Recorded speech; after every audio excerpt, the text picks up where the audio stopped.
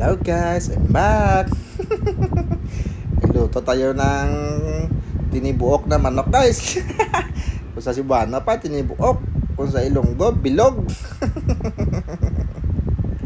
Yan na guys, nilagyan ko na ng tanglad sa loob guys. At yung mga internal organs guys, andyan na sa loob, malinis na yan.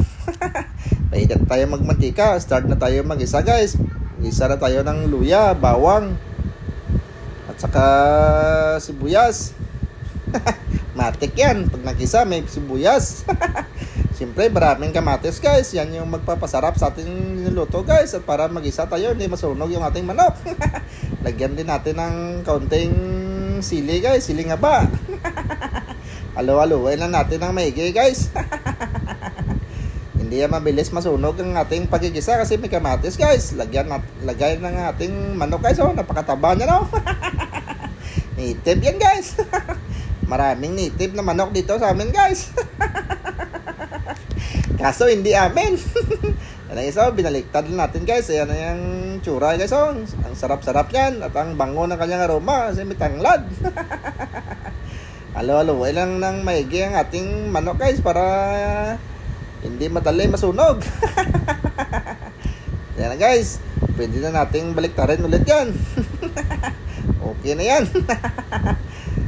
Kung nakita nyo may nag-violet yung puwet ng isa kasi nahirapan sila ng paghuli niyan. kaya hindi ko na lang sabihin kung anong ginawa nila dyan.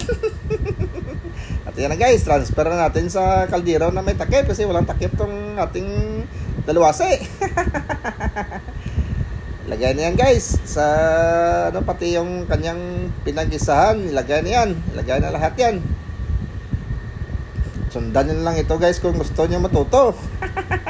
Sarap-sarap ng sabaw nito guys. Sundan nyo kahit wala ng kapayas at saka dahon ng sili. Lagyan na yan ng tubig guys. Mas kaunting tubig, mas masarap. Totoo yan guys, basta native na manok guys, mas kaunting tubig, mas masarap. Malalasahan mo talaga yung tunay na lasa ng manok. Yan na guys, kumukulo na guys, okay na yan, malambot yan guys. Hindi naman yan katandaan kasi. At yan na guys, oh, pag tumutusok na yung tinidor mo, alam mo na yan. Basta tumutusok, may nag-aaray. Yan guys, timplahan na natin, asin. Yan lang yung timpla guys, asin at saka bitsin lang guys ha. Wala na kung ano pang kuskus balungos dyan. Wag mo na lagyan ng maraming pampalasa kasi mawawala yung lasa ng ating manok. At pag okay na yan, luto na yan. Isi-serve na natin yan guys kasi may mga bisita tayo dito. Ayan na guys oh. Sarap-sarap yan guys oh. Bango-bango. Quality yung kanyang sabaw. Kung gusto nyo lang sundin nyo na ito guys. I-share nyo na ito para marami ngayong matutunan. Kung umabot ka pala sa video ito, nais kong sabihin sa iyo na Happy New Year. And Merry Christmas. So hanggang dito na lang yung video guys. Maraming salamat sa panonood. Bye bye.